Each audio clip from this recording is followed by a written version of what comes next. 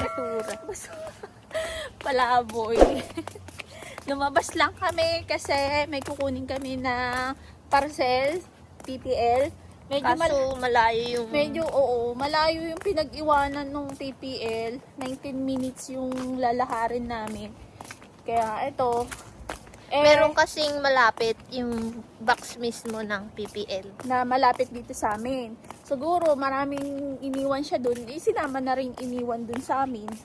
So, puntahan namin kasi 2 days lang yung Parang itatagal niya sa oo, store. Pag hindi namin siya kinuha, it's Babalik na. babalik siya Sa dun store. Sa store. So, kaya kukunin na namin ngayon. So, kanina, nagagaling lang din namin ng Prague. Nagkotse kami. Yeah. So, nagpahinga lang kami ng konti. Tapos, kumain. And then, ito, lumabas na kami. Papunta Maaraw doon. siya pero malamig. Yes. Hindi katulad nung isang araw, guys. Sobrang init. As in, sobrang init. Severe talaga. As in, Pati yung hangin. oo. Sobrang init talaga. Parang 34 degree nung isang araw. Yung Friday. Pero sabi last na daw yung Oo. severe. Yes. So, last na yon kasi medyo uunti-untiin na Bababa. bababa. Kasi magko-autumn na, guys. Gaganda na. Maganda yung autumn para sa akin. Kasi maganda yung iba-ibang kulay ba ng mga dahon. Kasi nga, yellow, orange, manggano yung dahon. So, Ngayon, alas 5. Pero okay na maglakad. yeah. Pero may araw, pero hindi naman masakit kasi mahangin. Tsaka may lamig na yung, iba na yung lamig ng hangin. Yes. So, sa mga nagtatanong kung taga saan kami, nandito ho kami sa Brno. Medyo malayo kami sa Prague. Kasi 2 hours, 2 hours siyang biyahe. biyahe. And pagka sa Prague naman to Pilsen, 1 hour lang pa. yon. So, kung magbibiyahe kami mula dito sa amin hanggang Pilsen, aabutin kami ng 3 oras. 3 oras. So, malapit yung Brno sa boundary ng Vienna. Austria. Yes, tapos ng...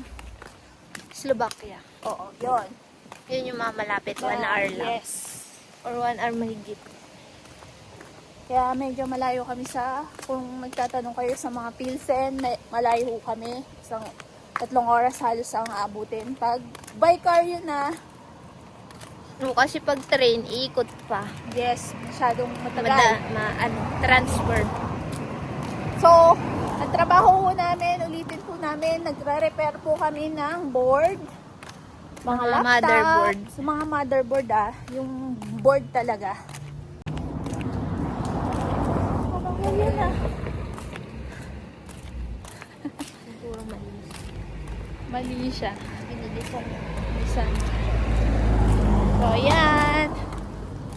Yun yung trabaho namin. Nagre-repair kami. So,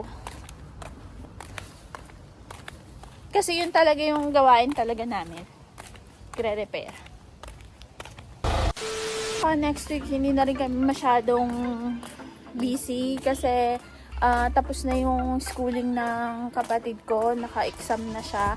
So, pasado naman siya. B1 pa lang yung kanyang school. So, marami pang yung B1 is parang basic lang.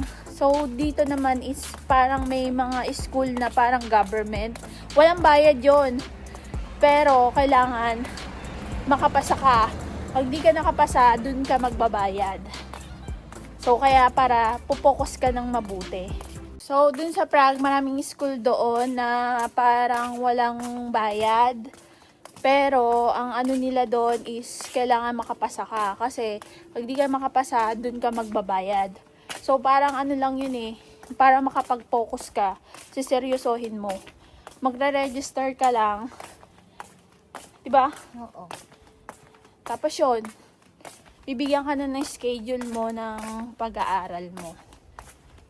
So, hindi ko alam kung mag-enroll uli yung kapatid ko para sa B2. B2 ba? Kasi daming level. Mga level-level kasi yan. So, kasi medyo mahirap talaga yung salita ng Czech. So, medyo gusto niyang mag-enroll uli.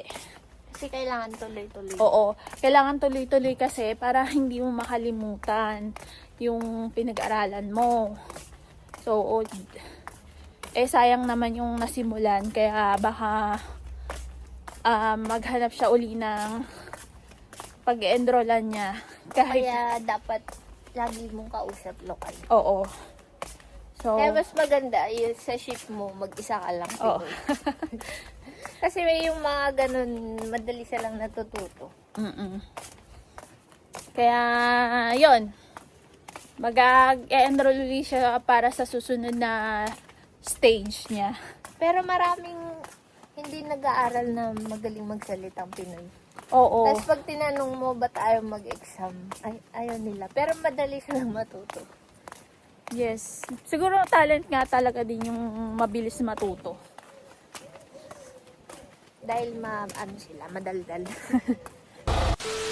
So, dun siya nagtatanong kung kailan ka makakasahod pag nag-start ka ng September or 1st. Ngari, start ka ng 1st of the month na 1.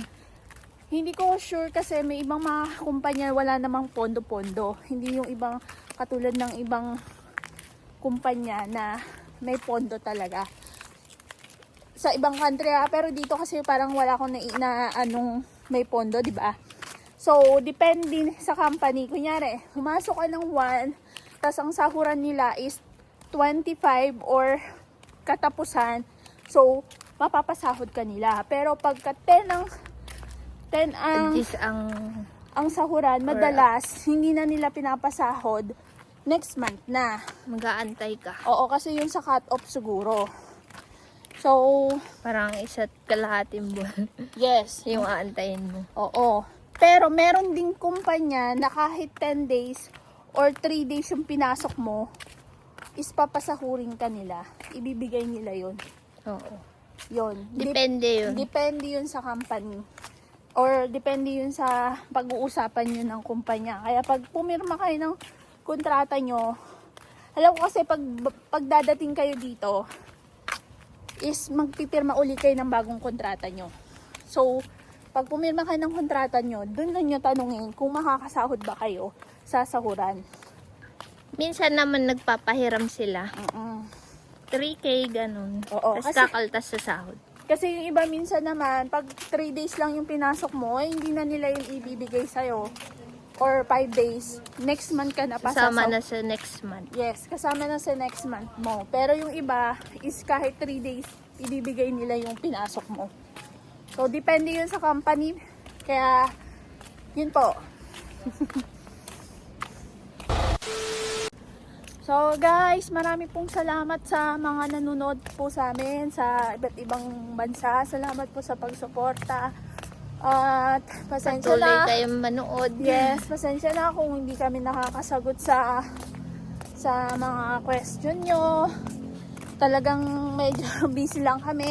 Pero salamat pa rin kasi kahit paano is natutulungan din po namin kayo. Kaya salamat po. Lagi po kayo mag-iingat at sana magkita-kita rin po tayo. Basta mag-hi lang kayo sa amin, papansinin namin kayo.